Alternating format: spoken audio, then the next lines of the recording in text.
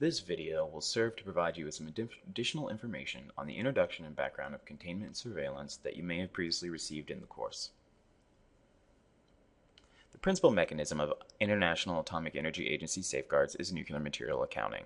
However, in recent years, containment and surveillance has gained importance due mainly to technology developments and cost savings. It is the purpose of containment and surveillance to provide additional information on the movements of nuclear material or on the integrity of equipment and verified data. In 1965, when Information Circular 66 was released, containment and surveillance was not a mechanism originally included. However, when the IAEA began development of the next round of safeguards requirements, the IAEA chose to focus on containment surveillance as a complement to nuclear material accounting. So in IMCIRC 153, containment and surveillance can be seen as a complement to nuclear material accounting. So what is containment? Containment are measures that take advantage of existing structural features to establish the physical integrity of an area or an item by preventing the undetected access to or movement of nuclear material or interference with equipment or data. This equipment or data may be IAEA instruments, devices such as radiation detectors, working papers, or supplies that may be stored in a storage cabinet.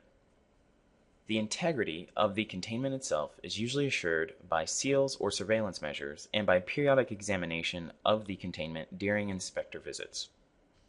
What is surveillance? Surveillance refers to both the human, or inspector, and instrumental observation aimed at indicating the movement of nuclear material or interference with containment or IAEA equipment. Surveillance serves to assure the integrity of containment.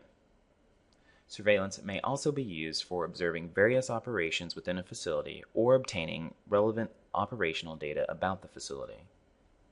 IAEA inspectors may carry out surveillance assignments continuously or periodically at strategic points within the facility. These points can typically be thought of as any point of access to the facility.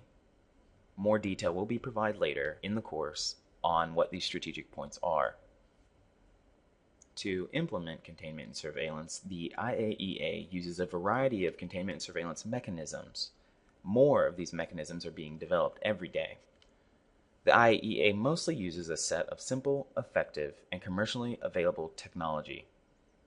This technology includes tamper-indicating devices, commonly referred to as TIDs or seals. These can be both physical seals and electronic seals. Optical surveillance in the form of film motion cameras and digital camera equipment, motion detectors, underwater camera systems, automated barcode readers, and radiation detection instruments.